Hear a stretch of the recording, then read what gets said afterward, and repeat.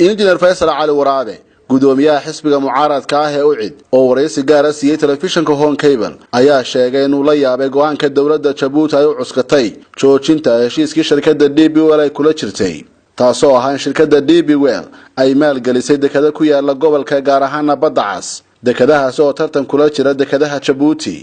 waan ka naxay wallahi ninka ka hadlayay maalinta dhaweyto Djibouti inuu yiraahdo horumarka Boosaaso iyo Berbera ayaa sufnadkii wax yeelisa ونقول ورينا الدكتي كلا ورينا terminal كا DP World ولحد ما شق من هذا لأنه وضع ومض ويس عمليا وضع كسين حق بقول وجهي صهور مريو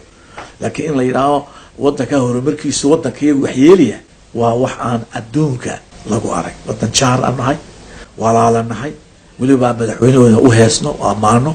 موقته إن عندنا هنا وحكى صويران أو حقول دروي وي توحكي ما هي إنك على نجارك ما كان أنت وحن على إني الشعب كده سومالان آدي الفريق كنا قنص يوم علينا هاي وده كان إماراتك يشيش كبيسك يشيش كدي بيولد لا بضبع على ود بدن بيوسمي ما كان ده تكسي حمر عروت يريب على قدري ما كان استعي إماراتك الإمارات كائن قيامي إمارات كائن انقلابية وحاصل إنه حلو شيء محاصل ما ندرو معامش وفي كل سلامة حتى حصل العلوي اسكت ذاكي يعني حسد كصومالي أي صومالي كويسو مركا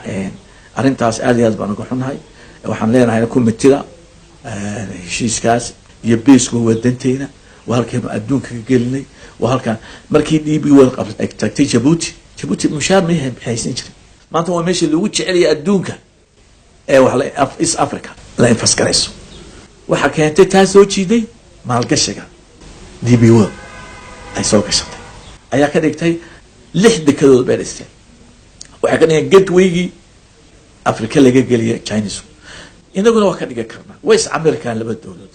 لكن إس حاسدا ما وحوي جيبوتي waxa laga yaabaa inay ka caarisan tahay jiraan shidaalka laga keenayo ogaadeen gaasta